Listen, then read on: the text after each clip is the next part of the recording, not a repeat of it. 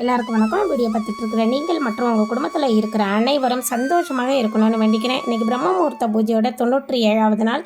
வழக்கம் போல் காலையில் 3:15 மணிக்கு எழுந்திரிச்சு குளிச்சுட்டு கோலம் போட்டு நேராக சாமி ரூமுக்கு வந்துட்டாங்க.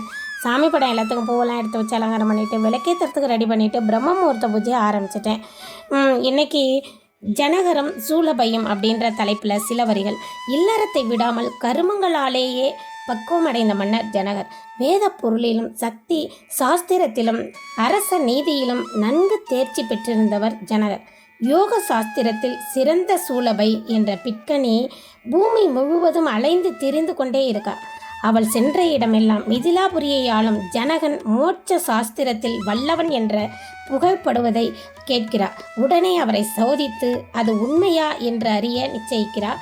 எனவே தனது வடிவை மாற்றி சிறந்த அழகியின் வடிவை தரித்து கொண்டார். இமைக்கிற போதில் மிதிலையை அடைந்து பிட்சாடனம் என்கிற காரணத்தினால் பலர் நிறைந்த ஜனக மகாராஜனின் சபையை அடைகிறார். தக்கபடி வரவேற்று அவளை பசியாற்றி சபையில் அமர்த்தி என்ன வேண்டும் என்று மன்னர் கேட்கின்றார். மனநிறைவு அடைந்த சூலபை மன்னர் ஜனகரை இவன் முக்தனோ இல்லையோ என்று ஐயத்துடன் பார்க்கிறார். மேலும் தன் யோக சக்தியால தனது புத்தியை அவரின் புத்தியில் நுழைத்து பார்க்கிறார். இதை அறிந்த ஜனகர் தனது புத்தியை அவளுடைய புத்தியிலிருந்து விலக்கி கொள்கின்றார். பிறகு, பெண்ணே, நீ எங்கே யோகம் கற்றாய்? எதற்காக வந்தாய்? என்னை முக்தன் என்று அறிந்திருப்பாய். துறவி பஞ்சசிகளுக்கு பிரியமான சீடன். அவரிடம் சாங்கயம், யோகம், அரச நீதி ஆகியவற்றை அறிந்து இருக்கிறேன்.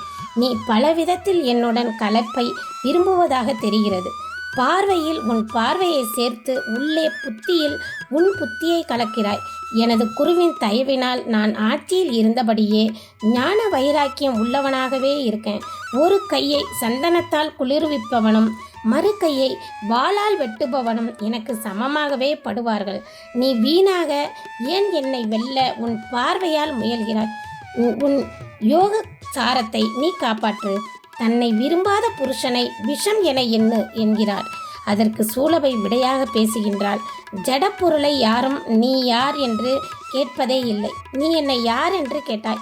24 பிரகிருதி பொருளும் காலமும் குணங்களும் சேர்ந்து 30 கலைகளாக நாம் வந்துள்ளோம். அரசனான உனக்கும் சுதந்திரமில்லை. கட்டுப்பட்டே நாம் உள்ளோம். நீ பற்றே இல்லாதவனானால் உன் புத்தியில் நான் என் புத்தியை நுழைப்பதால் என்ன கேடு? உன் இருதயத்தில் ஒன்றுமில்லையெனில் நான் வசிப்பதால் என்ன தீமை யாருக்கு உண்டாகும்? நான் உடலால் உன்னை தொடவே இல்லை. ஆனால் மனத்தால் அறிந்ததை சபையில் கூறுகிறாய். நான் என் ஆசாரத்திலும் அறிவிலும் உறுதி உள்ளவனாகவே இருக்கிறேன். பற்றுகளை விட்டும் அடக்கத்தை விடாதவனே முக்தன். துறவி சூன்யமான இடத்தில் ஒரு நாள் இருப்பது போல மிதிலாதிபதியே உன் இதயத்தில் ஓர் இரவு வசிக்கப் போகிறேன் என்று சொல்கிறா. அதற்கு ஜனகர் பதிலாக ஒன்றுமே சொல்லவில்லை. இந்த கதை பிடிச்சிருக்கா? லைக் பண்ணுங்கள், ஷேர் பண்ணுங்கள், சப்ஸ்கிரைப் பண்ணுங்கள். இன்னையோட பிரம்ம முகூர்த்த பூஜை 97 நாட்கள் நிறைவாக செஞ்சுட்டு வரேங்க. நீங்களும் பிரம்ம முகூர்த்த வேளையில் விளக்கு ஏற்றி அதனோட நல்பயனை அடையணும்னு வேண்டிக்கிறேங்க.